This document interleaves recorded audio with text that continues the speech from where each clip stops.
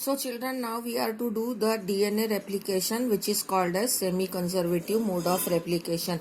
Here you can see that this is the parental DNA strand, and earlier it was like this only. The whole strand was coiled this way. It was coiled totally, but now it has got open. Okay, once this strand will get open, so some of the part will remain coiled and some of that will got open. So that way you can see that here this red one is showing the parental DNA strand.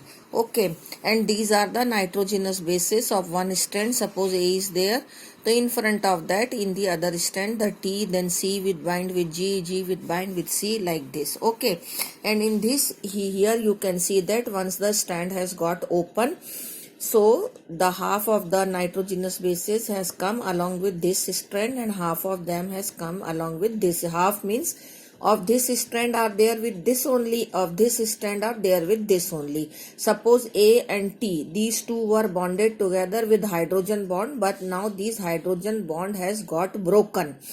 T and A were also bonded, G and C were bonded, T and A were bonded, A and T were bonded, but now the hydrogen bonds between these nitrogenous bases of two strands which are complementary to each other has got broken. Okay. Now, so that these two strands has got separated because of the breaking of hydrogen bond. Now, we actually here discussing the replication, that is formation of daughter DNA from the parent DNA. So, this complete DNA is a one daughter DNA and this complete DNA is a another daughter DNA. So from one parent DNA, two daughter DNA are formed. Now in these two daughter DNA, you can see that this is one of the parental strand is there and one strand is newly formed strand.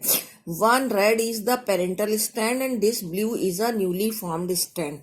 So in daughter DNA, half the strand is, one of the strand is conserved and it is a parental strand and one new strand is formed. Hence this method of replication is called as semi-conservative mode of replication, and Watson and Crick has proved this method of replication as DNA replication semi-conservative.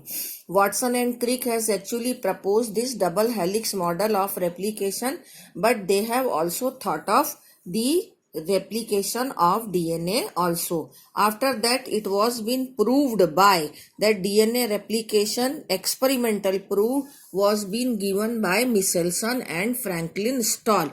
It is called as Michelson and Stahl experiment. Okay, so in this experiment we are to prove that DNA replication is semi-conservative. What they have done, you know that in DNA there is a nitrogenous bases are there. Okay, so they have cultured the E. coli bacteria. Listen it properly. The first step. They have first of all cultured the E. coli bacteria in a medium, and in that medium the N15 nitrogen was there in the form of NH4Cl. N15 is actually a heavy isotope of nitrogen. It is not radioactive, but it is a heavy isotope of nitrogen. So in this heavy, in the medium, the N15 nitrogen was there. In that the E. coli bacteria was cultured. So this E. coli bacteria, when undergo reproduction or when it will form daughter E. coli, for that new DNAs will be required, and for the formation of new DNA, the nitrogenous bases which will be used will use this nitrogen from the medium, so that in daughter DNA the N15 nitrogen will be incorporated into the DNA molecule. Okay, so that this is one of the concept behind this, okay, which is not written here.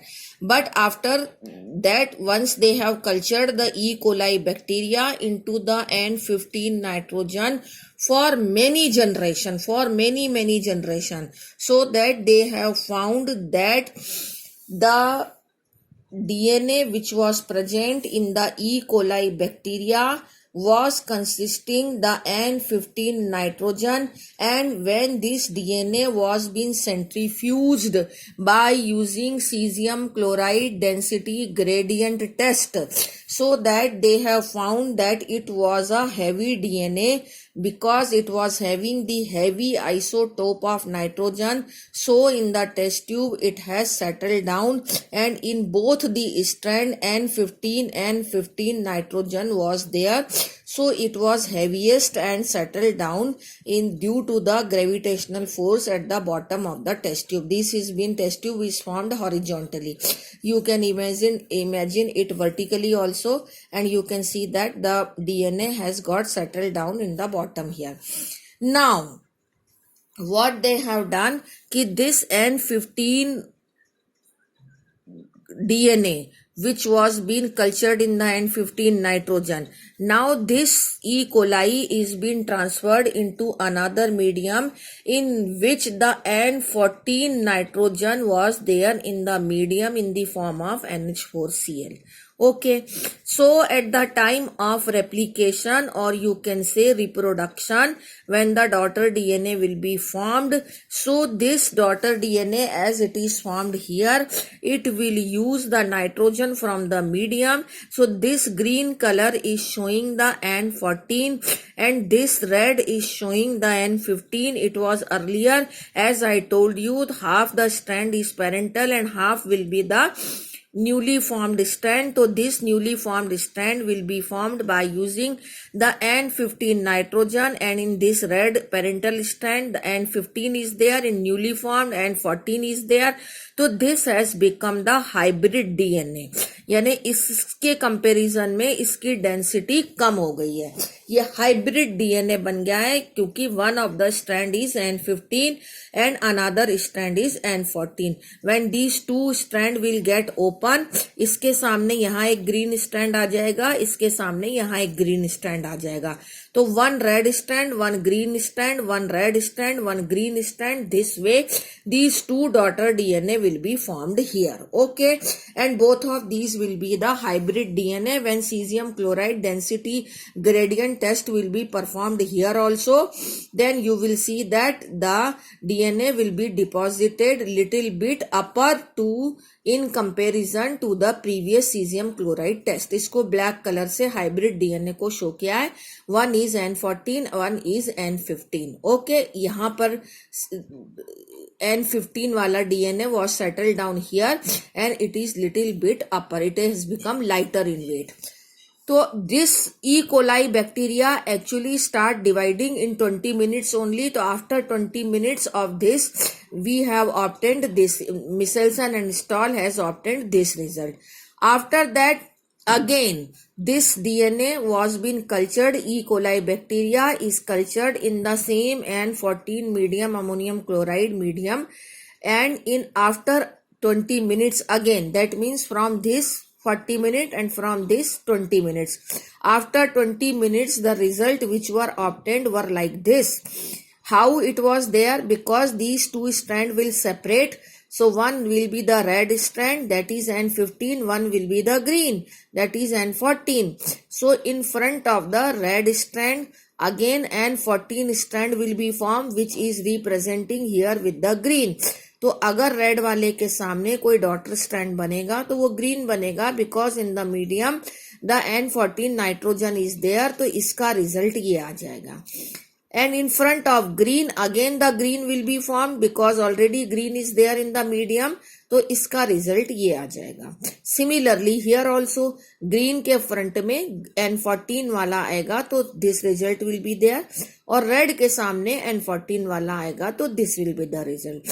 तो that way you can see that कि here the result which will be formed is shown here, that in half of the case the hybrid DNA is there. These two are shown here and these two are shown here. Two different types of DNA will be formed. Okay, will be obtained in the test tube. So this is being explained here. कि when in N14 medium they have cultured the E. coli bacteria of this one, so at various definite time interval the cells multiplied and extracted the DNA. that remained as double-stranded helix.